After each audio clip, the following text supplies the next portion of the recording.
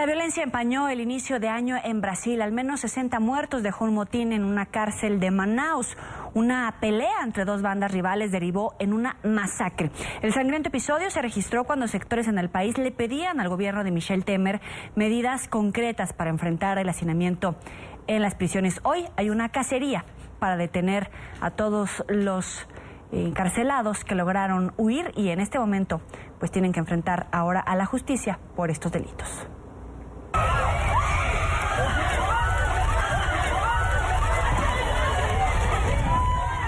Así comenzó la rebelión en el interior del complejo penitenciario Anísio Jobim, ubicado en la ciudad de Manaus, capital del estado Amazonas. Era domingo, día de visitas. Muchos familiares de los reclusos que se encontraban en el interior de la prisión pudieron huir, pero otros quedaron atrapados en medio del enfrentamiento de dos fracciones criminales rivales, presumiblemente por el control de la cárcel. La policía militar debió trasladarse hasta el lugar.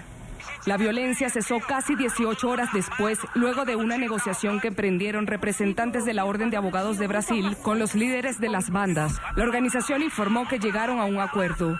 Los presos, además de detener la batalla campal, también liberaron a varios rehenes.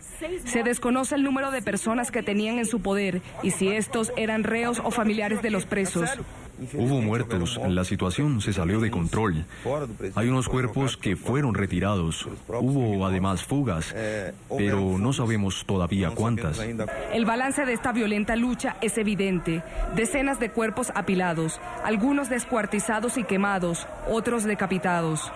El secretario de Administración Penitenciaria del Estado Amazonas, Pedro Florencio, informó que hasta ahora se contabilizan 60 muertos. Sin embargo, la cifra podría ascender a 80 según los medios de comunicación.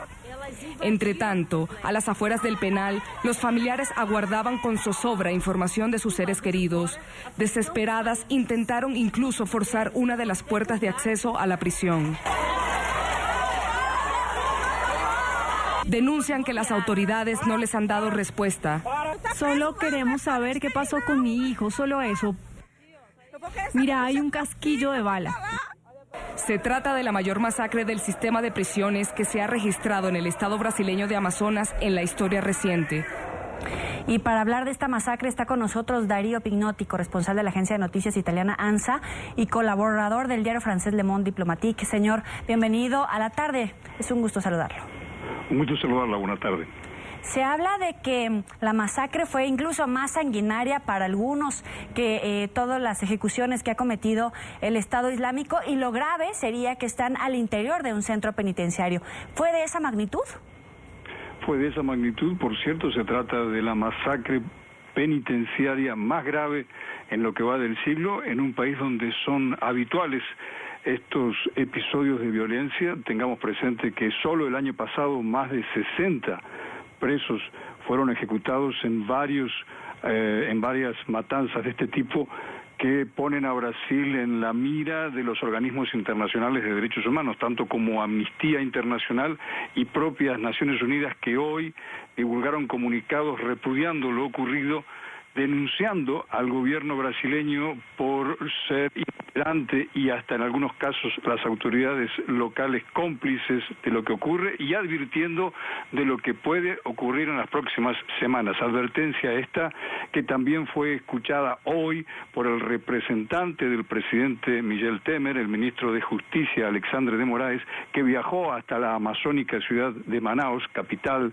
del estado de Amazonas, donde periodistas e inclusive funcionarios locales reconocieron que puede haber nuevos enfrentamientos dado que las víctimas o una parte de los 56 muertos pertenecen a la principal organización mafiosa de las cárceles brasileños, el así llamado Primer Comando de la Capital, cuyos miembros fueron ejecutados y en algunos casos hasta degollados por miembros de la Familia del Norte, otra asociación ilícita que opera en varios presidios, principalmente esta última en los de el estado de Amazonas y otros de esa región colindante con Colombia, Venezuela, Perú y Bolivia. ¿Qué grado de peligrosidad y qué estado psicológico pueden tener estas personas incluso al estar recluidos, lograr este nivel de confrontación, de enfrentamiento, estas masacres, estas ejecuciones y saber que van a quedar la mayoría en impunidad si es que no los capturan en el Estado brasileño? A esta hora había lo que algunos medios ya denominaban como una cacería en la selva de los, en estimada cifra, porque no son oficiales, 149 miembros, en su mayoría de esta organización, la Familia del Norte, que lograron darse a la fuga mientras otros correligionarios asesinaban a los enemigos del primer comando de la capital. Por cierto, esto ha sembrado el pánico en el estado de Amazonas, un estado de una superficie realmente extraordinaria. Recordemos que son solamente en este estado 1,5 millones de kilómetros cuadrados, en su mayor parte cubiertos por una densa vegetación y apenas poblados por 4 millones de habitantes. Por tanto, estamos hablando de un escenario de terror en una zona prácticamente despoblada y donde el Estado brasileño tiene muy poca presencia, no solo a nivel de efectivos policiales, sino de las propias Fuerzas Armadas.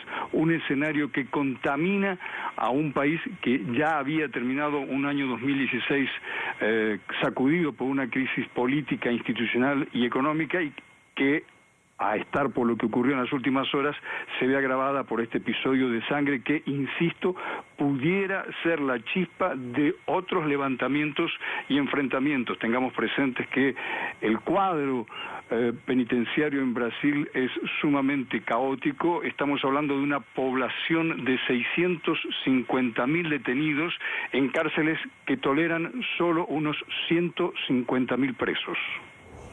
El Estado ¿tiene suficientemente la fortaleza para enfrentar esta crisis en todos los centros penitenciarios o ya es nulo para estos momentos?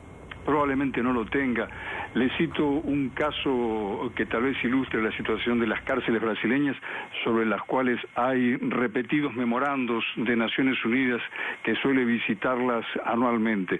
En 2006, el primer comando de la capital, aquel cártel cuyos miembros fueron muertos el domingo pasado en la Amazonia, organizó en el estado de San Pablo, el más rico y poblado de Brasil, un levantamiento que consistió en la ocupación simultánea de 70 cárceles y el lanzamiento de acciones de microterroristas en toda la ciudad de San Pablo, lo cual dejó un saldo de 600 muertos en 5 días de combates con la policía, lo cual puso a la ciudad más rica y poblada de América del Sur virtualmente en manos del crimen organizado. Estamos hablando entonces de organizaciones criminales que tienen logística, que tienen armamento y que tienen un sistema de comunicación y disciplina propio de ejércitos regulares.